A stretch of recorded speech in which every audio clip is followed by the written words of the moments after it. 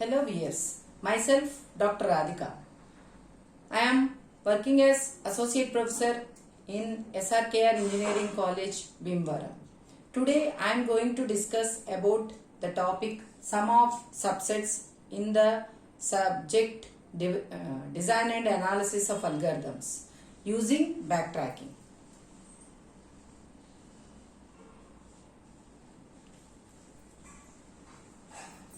Sum of subsets. So now we are going to solve this problem using backtracking.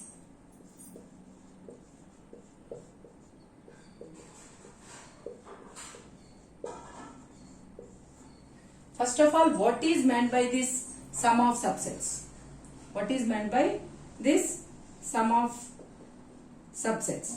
So what is meant by the sum of subsets is, so here we say that we have n distinct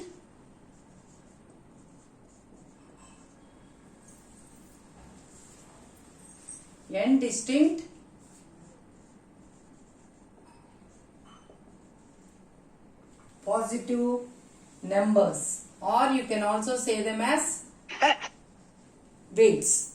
You can also say them as weights. So we have n distinct possible numbers, or also you can say them as weights. Anything you can say.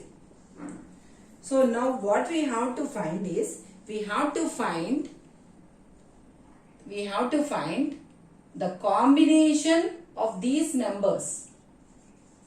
The combination of these numbers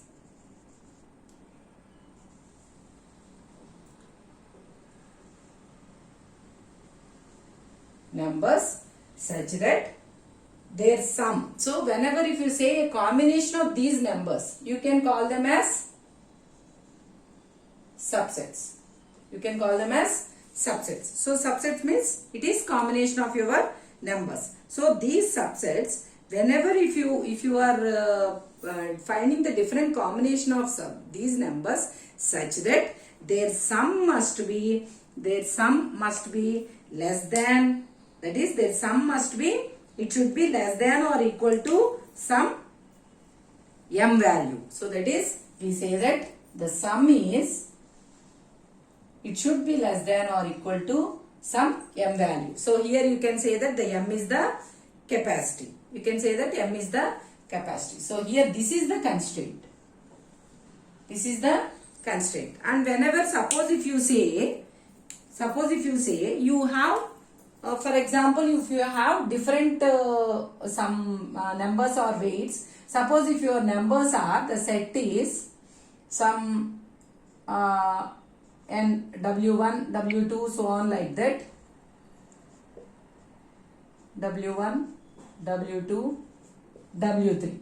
For example, if you have some set of numbers or weights like w1, w2, w3, so on like that. So suppose if you have a set of numbers, so how many possible subsets you will have? So these are, you will have totally 2 power n possible subsets. So that means what? Suppose if you take this set, so you will have, what are the different possible subsets? So w1, w2, w3. These are with single weight. And next one is w1, w2, next w1, w3, and w1, w2, w3. And the final one is w1, w2, and w3. So totally here we got 7, and one more set is what? Your empty subset, that is 5. Okay. So totally maximum how many you can get?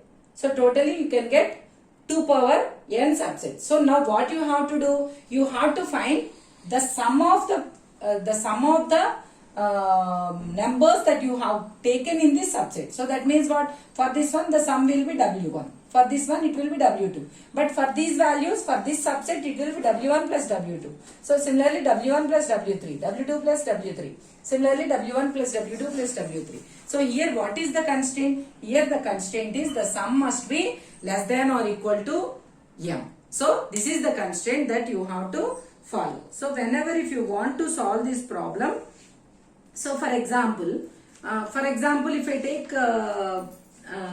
if I take a subset, so that means what? Suppose if n is small, so that means, for example, suppose if I take n is equal to 4, I will take n is equal to 4 and I will give the weights. The weights are such that, so we will say that it has some positive weights. So those weights are W1, W2, W3, W4. So these are the weights. So then we say that the weights are, for example, these are the weights.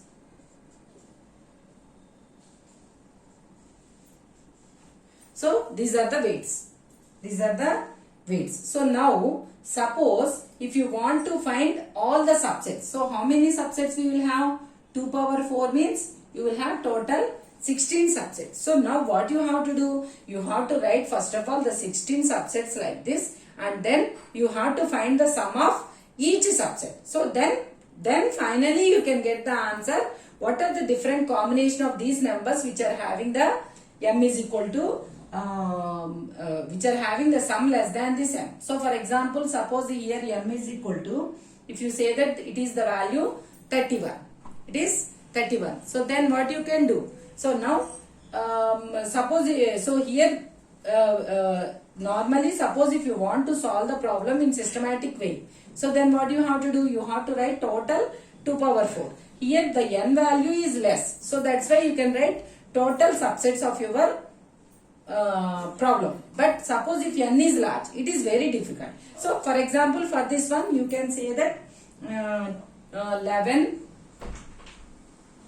13, 7. So this is a subset which is having the sum 31. So that is 11 plus 13, it is 24. 24 plus 7 means it is 31. Similarly, you have one more subset, that is 24, 7. So this is also where the sum is 31. So that means what? Here you are trying to find the subsets. So because with intelligence we can directly write the values, that is here we have only 2 subsets which are satisfying this condition, that is the sum is less than 31. So these are the 2. So that means what? For this problem the solution is these 2 subsets. So because here the n is small, so that's why you can get the solution directly. But suppose if the n is very large, so then it will be very difficult to find the solution for this problem. In such a case, you can try to solve, you can get the solution by using backtracking. You can get the solution by using backtracking. So now we will see how you can get the solution through backtracking.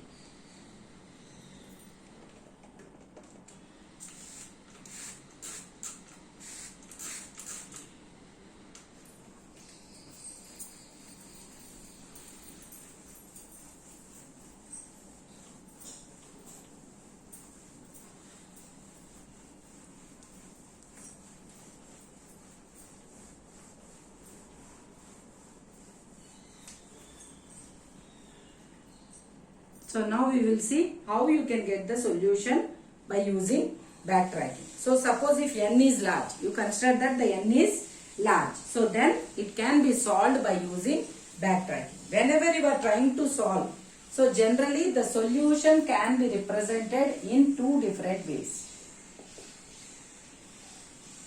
Solution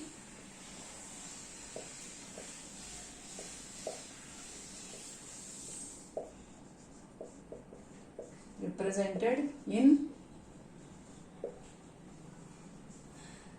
2 ways. The first one is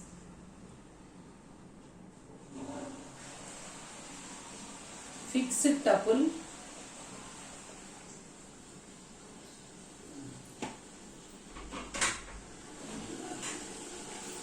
fixed size tuple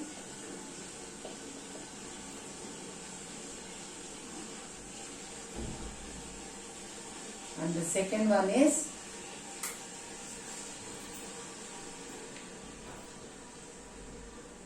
variable tuple.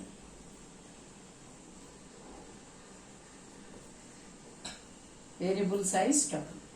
So we have two different types. So whenever if you are trying to get the solution, so we have two different types. One is called as fixed size tuple and another one is called as variable size tuple.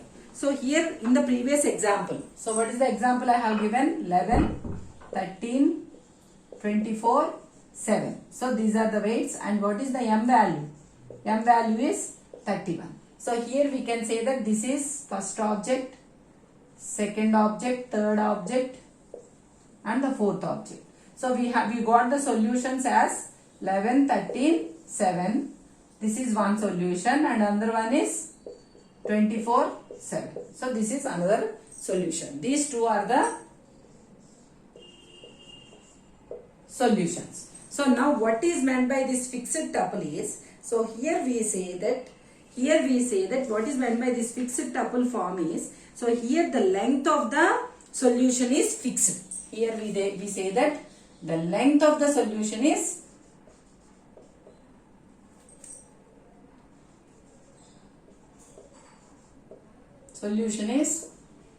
fixed and here we say that it is variable. It is variable. Here the solution, the length of the solution is variable. So what is meant by this fixed and variable is, suppose if you have n objects, so then here the solution is represented as x1, x2, so on, xn. So that means what? How many number of objects you have, that many number of objects will be there again in your solution also. So that means, so what is meant by this xi is, so here the xi, it represents, that means what? Here this is an n tuple. It is an n tuple. It is an n tuple and here it represents, so that is here xi, what we say is, here we say that xi, here we say that it belongs to, so that means we will consider it as 0 or 1. 0 or 1 means, suppose if you have considered that object, then we say that the value of xi will be 1. Suppose if you have not chosen that particular object, so then we say that xi is equal to 0. So that means this is for 1 less than or equal to I less than or equal to n. So this is for, so that means what? Suppose if you are chosen 0 means it indicates that the object is not chosen. If you use 1 means it indicates that the object is chosen. So that means what? So how you can represent the solution for this particular problem? So here for example if you take this one, the first object, second object and the fourth objects are selected. So that's why what will be the solution in fixed tuple form? 1 will be the first object, it is chosen. So that's why its value will be 1. Second object is also chosen. So that's why its value will be again 1. The third object is not chosen for the first solution. So that's why it will be 0. And the fourth object is chosen. So this is one solution. And the next one is only the third and the fourth objects are chosen. So the first two objects are zeros and the third and fourth objects are ones because those two are selected. So now we say that these are the solutions for that particular problem using fixed size tuple. So now here if you observe the size, the length of the solution is fixed in both the solutions. So here also it is 4, here also it is 4. So that means it is fixed. So this is what is meant by fixed size tuple. So now what is meant by this variable size tuple? So what is meant by this variable size tuple is, so here we say that the length of the solution is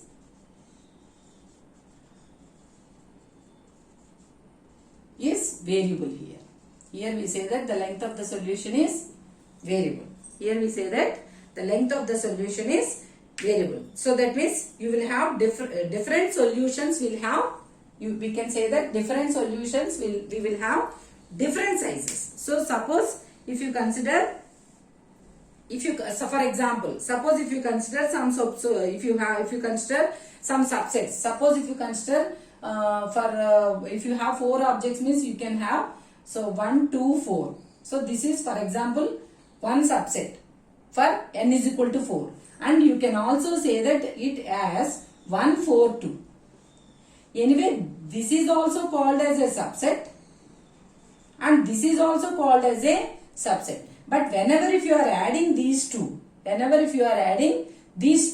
sum will be same. So that's why whenever you are writing the order in the case of variable tuple, see, so here an implicit constraint is given. An implicit constraint is imposed in the case of variable tuple. So that is the reason is because suppose if you take a subset 1 2 4, you can say it is a subset of some problem with n is equal to 4, and similarly 1 4 2 is also a subset. You can also say it as the subset only. But here what is the difference is, whenever if you consider these two subsets, the sum is same. So that's why whenever if you are representing the solution in variable tuple, so one may represent the solution as 1 2 4 and another one may represent the solution as 1 4 2. So there should not be a difference like this. So that's why here an implicit constraint is imposed in the case of variable tuple. So what is that implicit constraint is? So here implicit constraint is imposed.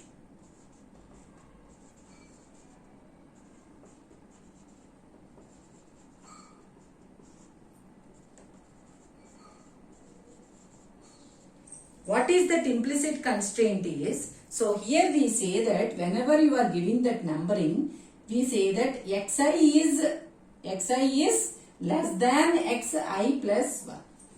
Whenever you are giving the values in your variable tuple, we say that xi is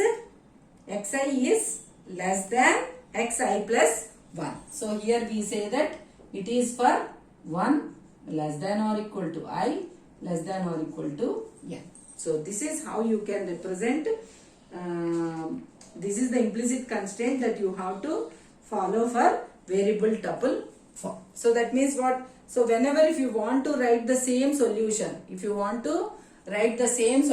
for the same problem, so then what you can do? So you can write it as the solutions as 1 as 24 7. So this is one solution.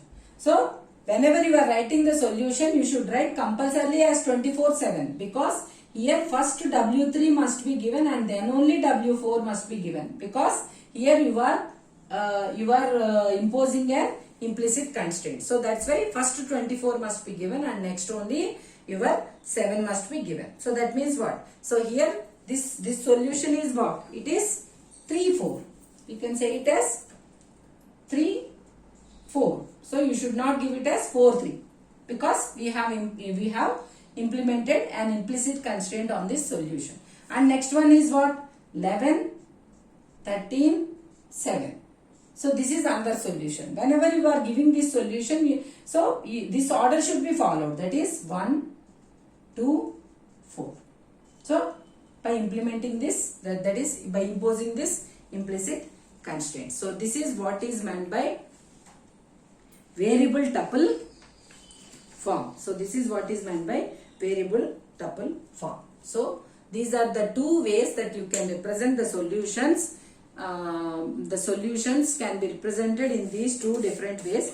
And now we will see how this solution space can be can be used to represent the total 2 power n distinct tuples.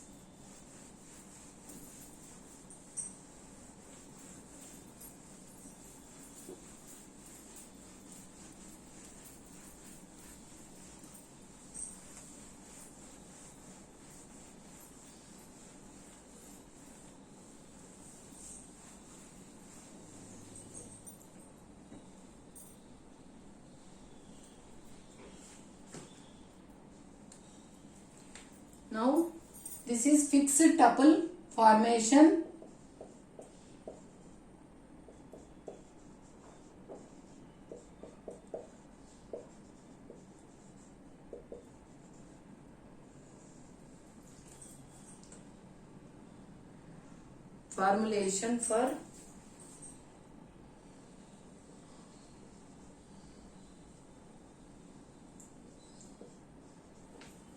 Formulation for that is how to represent using the fixed tuple. Fixed tuple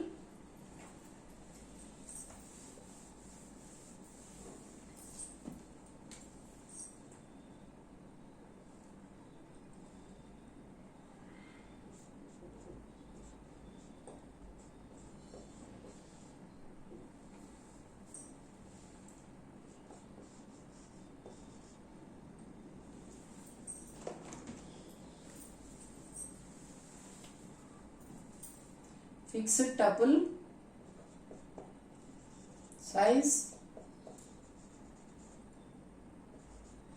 formulation. So whenever if you want to represent the fixed tuple size formulation, so how it can be found is it is same as your BFS but uses stack. It is same as your BFS but uses stack. So how it can be represented is, for example, this is your root node. So now, for example, here I am drawing the tree for n is equal to 4. So that means I am considering that I have totally 4 objects. So that's why you will have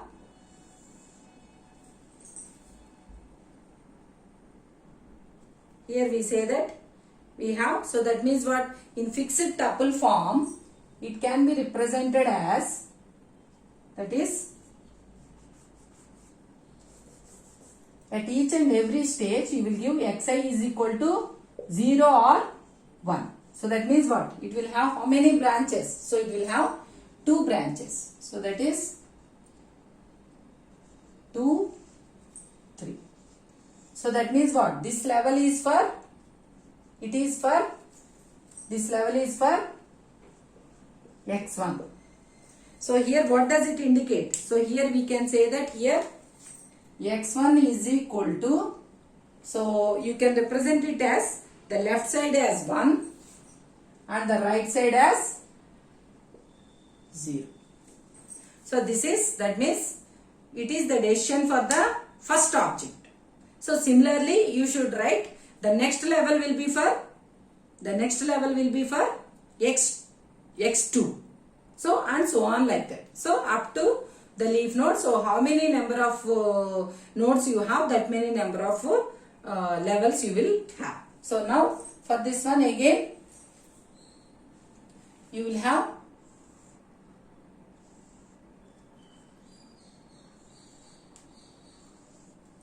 so I am drawing the tree first.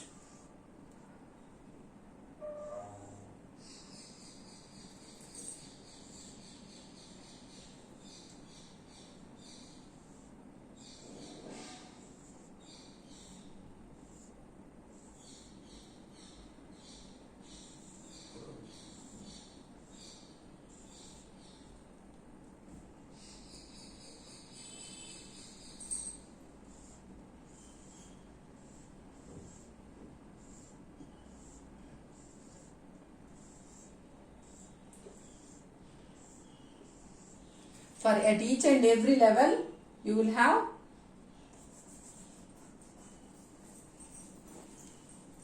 two branches, because the xi value you have two different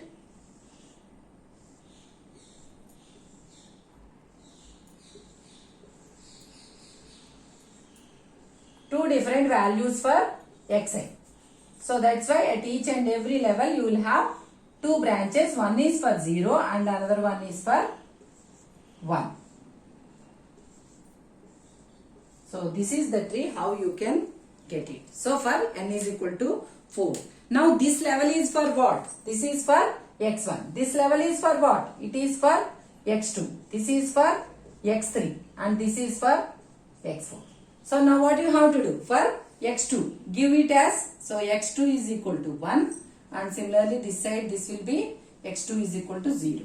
And this is for, the third level is for x3 object, that is the third object. So now again here it is equal to x3 is equal to 1, and here you will have x3 is equal to 0. Similarly the fourth is for, it is for x4. So similarly here x4 is equal to 1 and x4 is equal to 0. So this should be done for all the objects, for all the paths. x3 is equal to 1, x3 is equal to 0. So x4 is equal to 1, x4 is equal to 0. So now I am directly writing the values. So 1, 0, 1, 0. And here also this is x2. x2 is equal to 1, x2 is equal to 0. So this is x3. x3 is equal to 0, 1, and here it is 0. 1, 0, 1, 0, 1, 0, 1, 0, 1, 0. Now suppose when after representing the total solution space like this, suppose if you want to get the different subsets. So totally how many subsets you have for n is equal to 4? Totally you will have how many subsets? You will have 2 power 4, that is 16 subsets. So totally you will have 16 subsets. So how you can get the different subsets by using this fixed tuple form is, so you consider each and every path. So that means here all the leaf nodes. So here all the leaf nodes. So here the leaf nodes represents the subsets. Leaves represents the subsets. So first of all I will tell you for one subset. So for example if you consider this path, that is from the root node to this leaf node. So that means, so you consider the values of x1, x2, x3, x4. So what are those values in that path? Suppose if you consider this path, this is the path. So that what are the values of x1, x2, x3, x4? Those are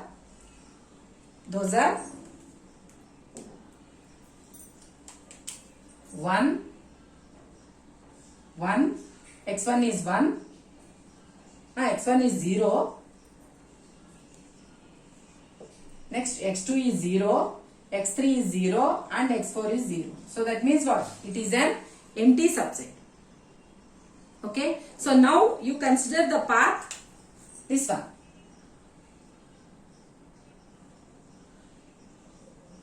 You consider this path. So what are those values?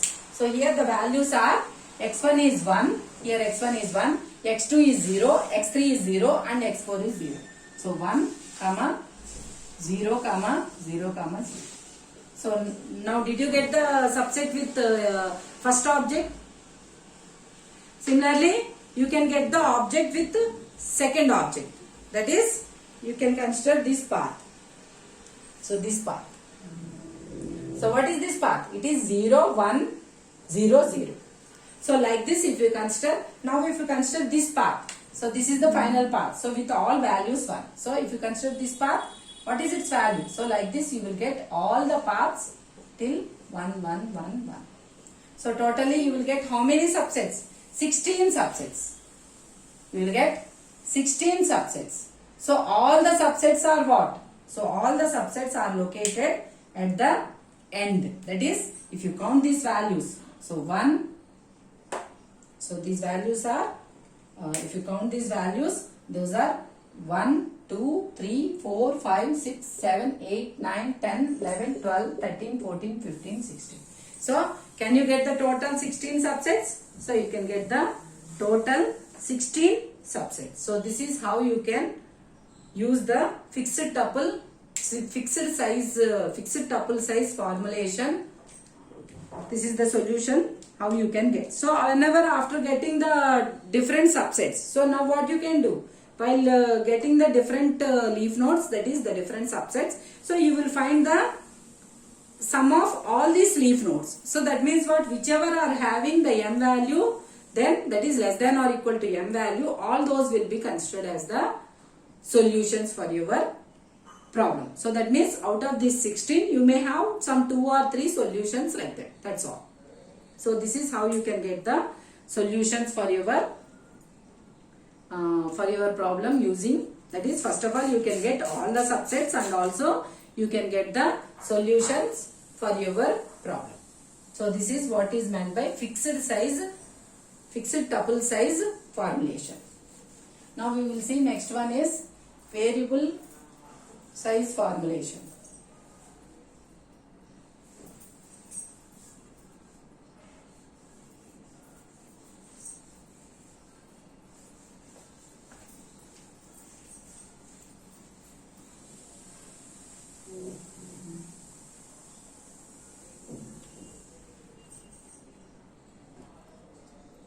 In variable size formulation,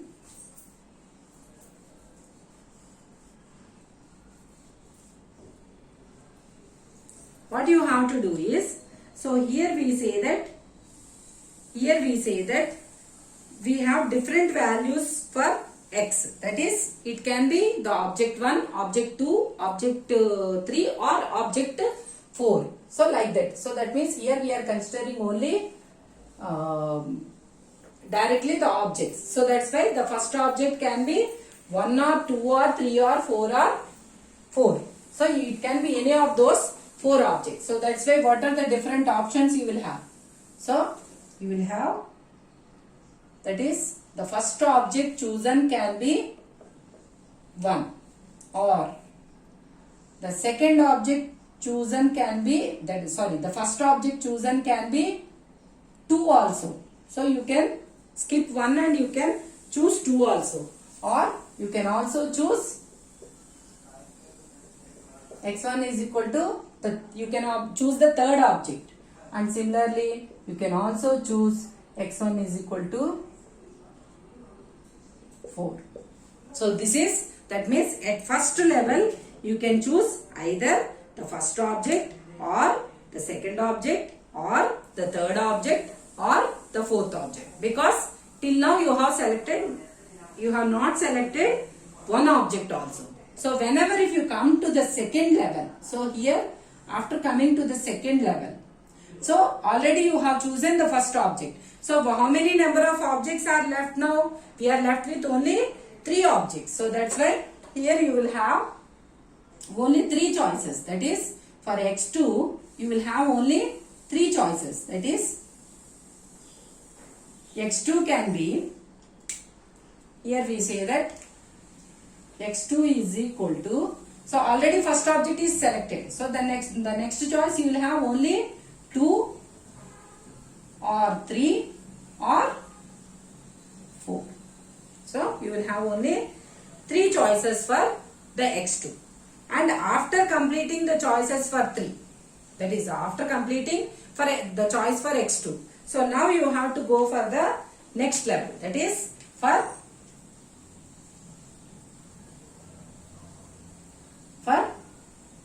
6. For example, if you consider for this node, so already first object is chosen and also the second object is chosen. So now what happens? So for choosing this one, so you have only 2 options now, either 3 or 4. So that's why what happens? So this becomes, so wait, after this one, so here also you have to consider. So x1 it is 1 and here we are considering x1 is 2. So that means what? Here if you come to this line, it indicates that you have not chosen the first object. So suppose if you have not chosen the first object, so the first level you have chosen second object means it indicates that you have not chosen the first object. So that means first object decision is over. So now the second object is chosen. So now you will be left with only 2 choices. That is only for the third and the fourth objects. That is 9, 10. So that means what? So here you will have x3 is equal, x2 is equal to, so 1 and 2 cannot be chosen, so you will have 3 and here x2 is equal to 3. And similarly if you come to the next one, so first object is not chosen, second object is not chosen and the third object is chosen. Once you select the third object, what does it indicate? So that means you are left with only one object. So that is your fourth object. So that's why here definitely your x2 will be 4. And next, suppose if you consider this level, so already 2 objects choices are over. So that's why here what will happen? So now you have for x3 you will have x3 is equal to 1 2 is over, so it will be 3 and x3 is equal to 4. Now for the next level what happens? So for this one 1 3 is over, 2 is not chosen. So here we came to this path, means it indicates that 2 is not chosen. So that means you are left with only one, that is x3 is equal to 4. So now all the 4 are over here. Sorry, this is 4. x2 is equal to 3 and this is 4. So now this path should end with 4, that is with the x value as 4. So now you are left with 1. So that is here it is x3. So that's why here also you will have a path that is for x3 is equal to 4. So now here this is the last node, that is 16, and here x4 is equal to 4.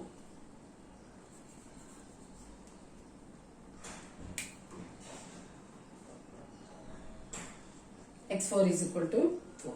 So this is how you can get the variable size tuple. So suppose if you consider this variable size tuple, so how you can get the subsets? So for example, if you consider this path, so this is a subset of only 4, and if you consider this path, it is a subset that is from the root node to your leaf node. So that is your path is 2 3 4. So like this, if you consider 1, so that means what? It is an empty subset. It is an empty subset. Suppose if you consider this path, so this path is what? It is 1 3 4. 1 3 4. So like this, totally how many subsets you got? Totally, so what is this path? It is 1 2 3 4. So if you consider each and every node, then you will get totally how many subsets? So totally you will get 2 power 16 subsets, and out of that 2 power 16 subsets, what you have to do is, you have to find the subsets which are having the sum less than or equal to your m value. So those particular nodes will become the solution for your particular problem.